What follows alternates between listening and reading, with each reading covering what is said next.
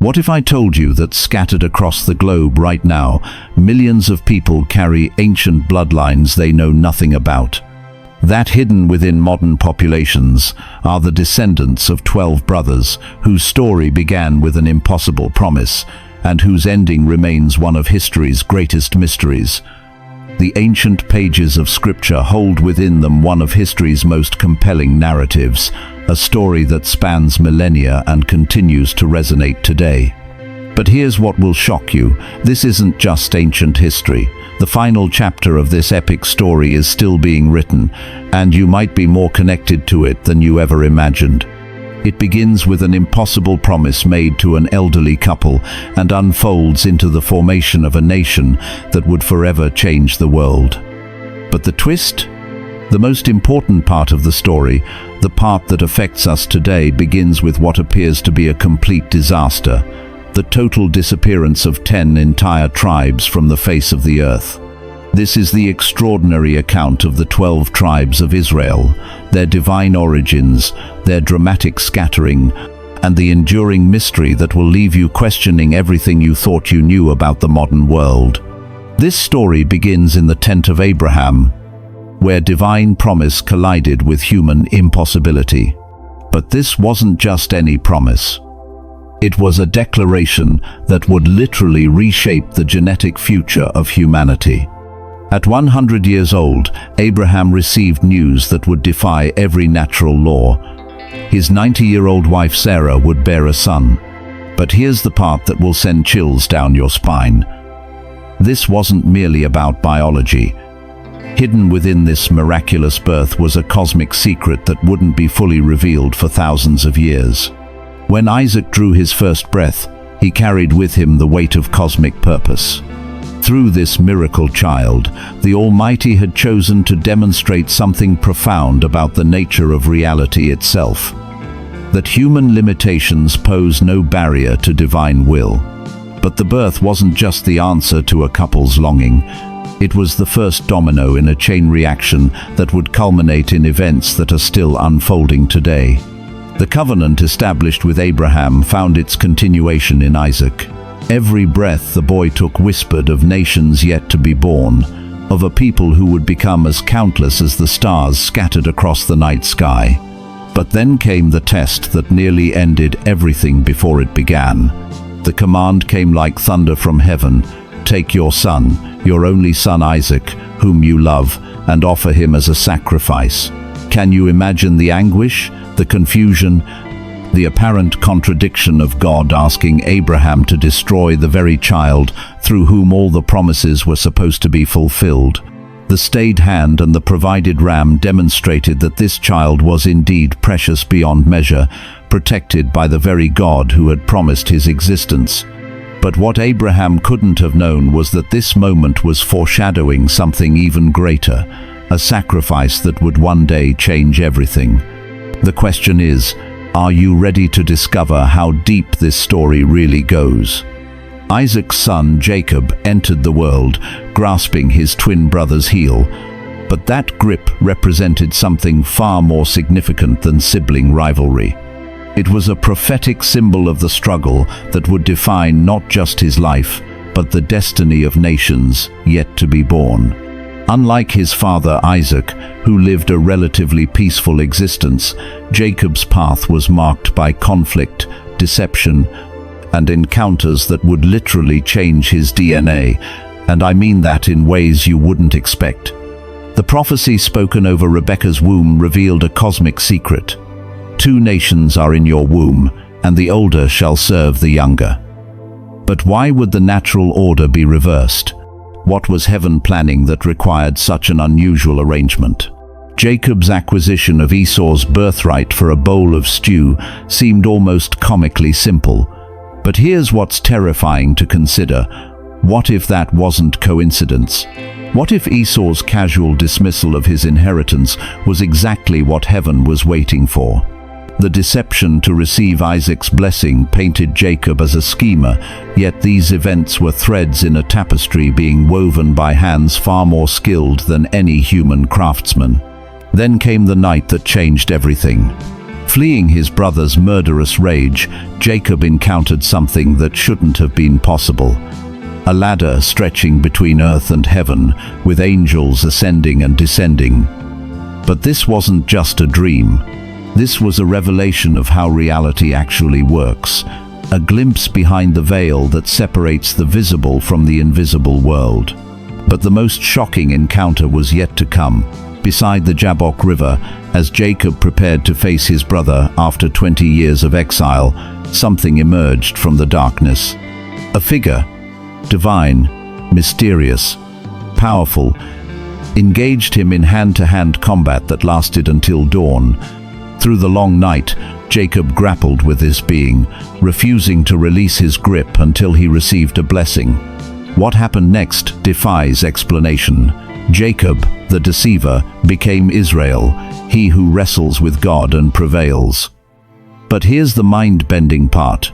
His hip was put out of joint, leaving him with a permanent limp that would remind him forever of this encounter.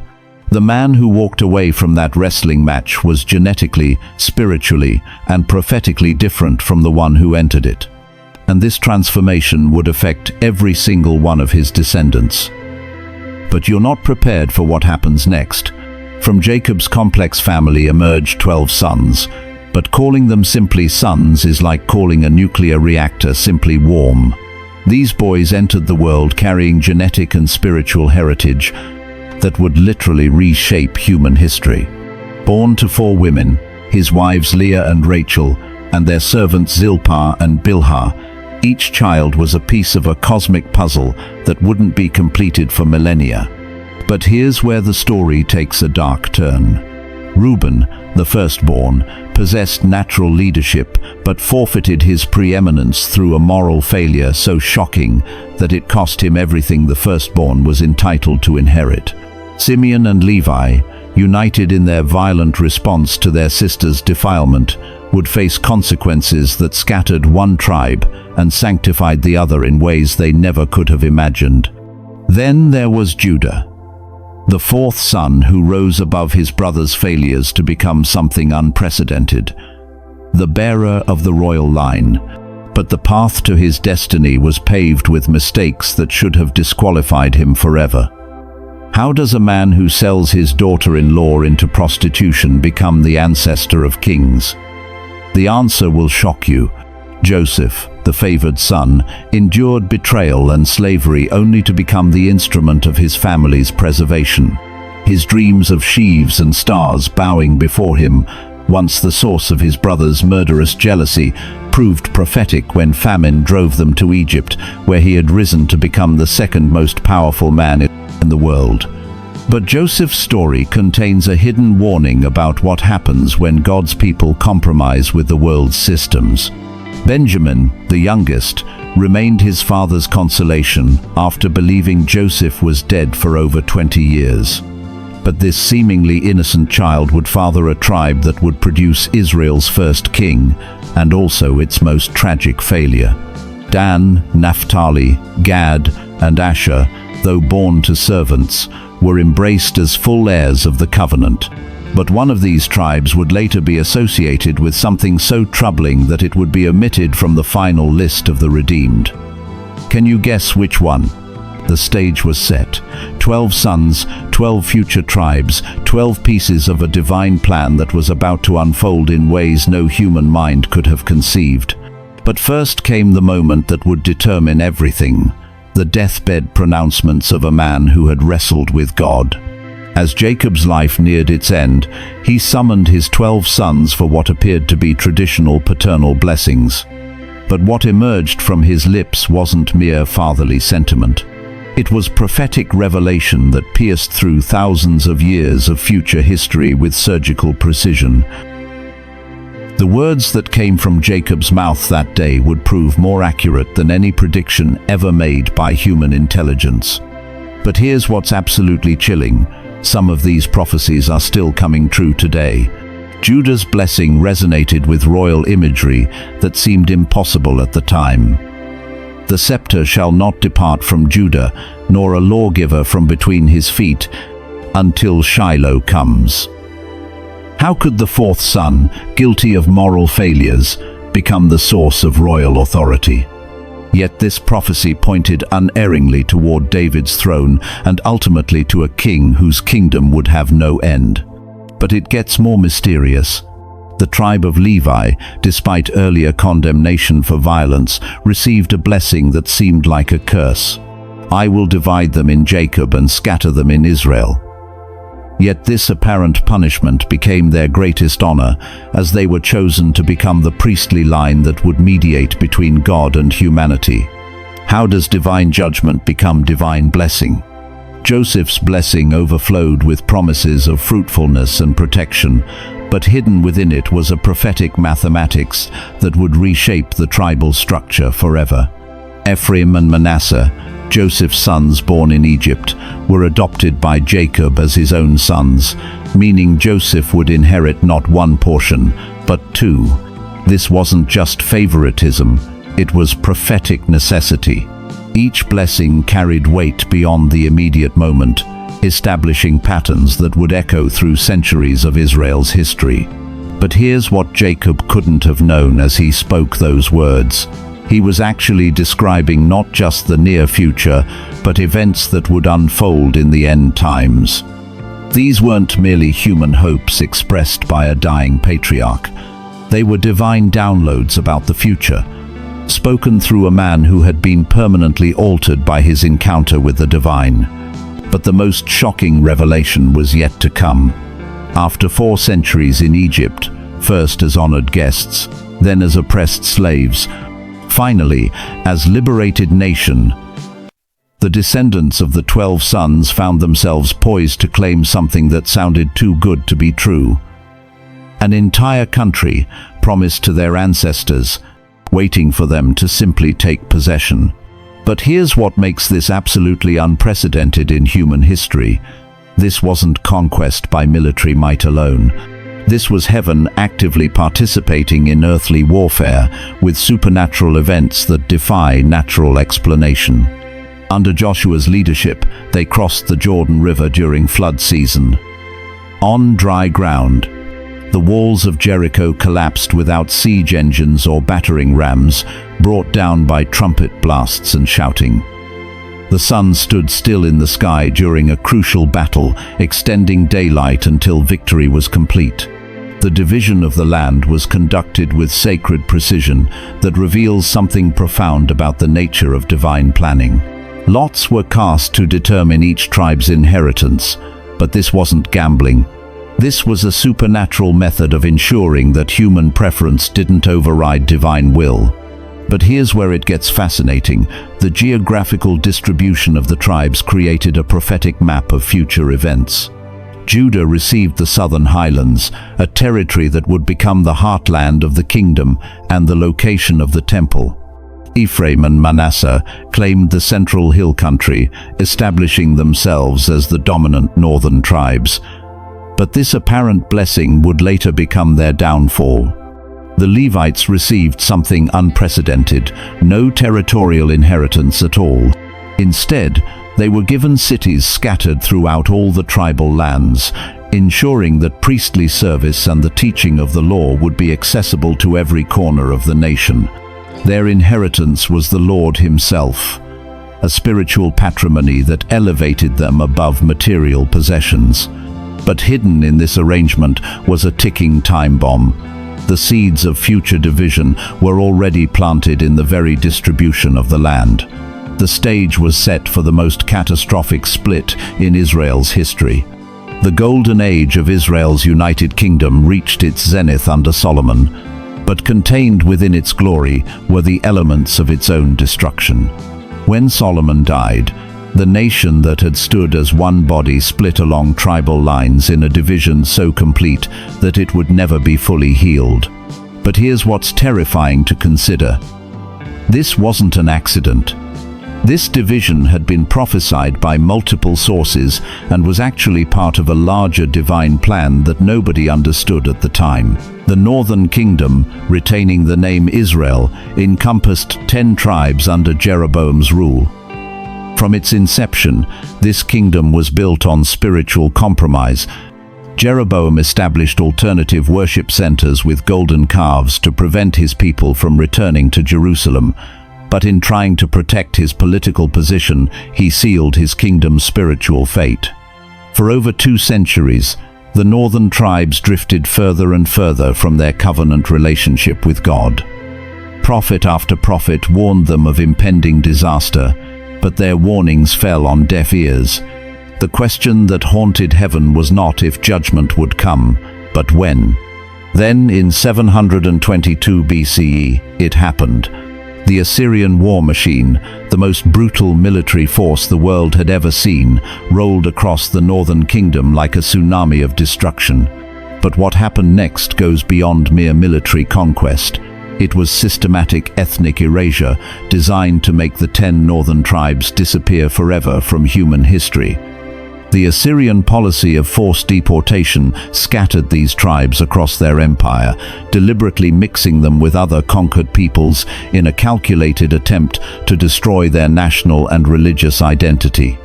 They were transplanted to regions thousands of miles from their homeland, their languages suppressed, their customs forbidden, their children raised to forget their heritage.